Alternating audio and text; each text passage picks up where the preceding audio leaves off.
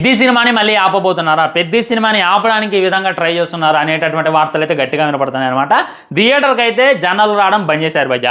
దీనివల్ల డిస్ట్రిబ్యూటర్స్ ఘోరంగా నష్టపోతున్నారు, ఎగ్జిబ్యూటర్స్ ఇంకా ఘోరంగా నష్టపోతున్నారు, థియేటర్ మేనేజ్మెంట్ వాళ్ళు కూడా మరీ నష్టపోతున్నారు. సో ఆల్రెడీ ప్రభుత్వం టికెట్ రేట్స్ పెంచుకోవడానికి పర్మిషన్ ఇచ్చినా మేమైతే పెంచాం, ఉన్నటువంటి టికెట్ రేట్సే ఒరిజినల్గా పంపుతాం, ఎందుకంటే ఆడియన్స్ రావాలి కదా అని చెప్పి వాళ్ళు తెలియజేస్తుంటే దాంతో డిస్ట్రిబ్యూటర్స్ ప్రొడ్యూసర్స్ అయితే వీళ్ళ మీద అయితే ఫెయిర్ అవుతున్నారు. అసలు విషయం ఏంటంటే ముందు మన నాగవంశి ఈ విధంగా మాట్లాడారు.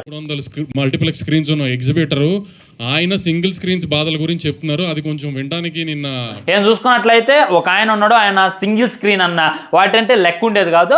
ఆయన ఎక్కడ ఖాళీ స్థలం కానొస్తే అక్కడ మల్టీప్లెక్స్లు కడతాడు, దానివల్ల సింగిల్ స్క్రీన్ ఎవడు కూడా డాగట్లేదు. ముందు సింగిల్ స్క్రీన్ మ్యూజియంలో చూడాల్సి వస్తుందా అనేటటువంటి మాట అయితే ఆయన ఒత్తి చెప్పిండు. ఆయన చెప్పింది ఏషియన్ సునీల్ గారి గురించి.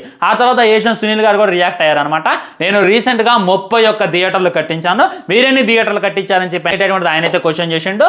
అది కాక మన నాగవంశి గారిని విగ్గు అని చెప్పి ట్రోల్ చేస్తున్నాను అనమాట. దానివల్ల ఇంకా భయంకరంగా ట్రోల్ అవుతుంది, ఇంకా భయంకరంగా ట్రెండ్ అవుతుంది అనమాట.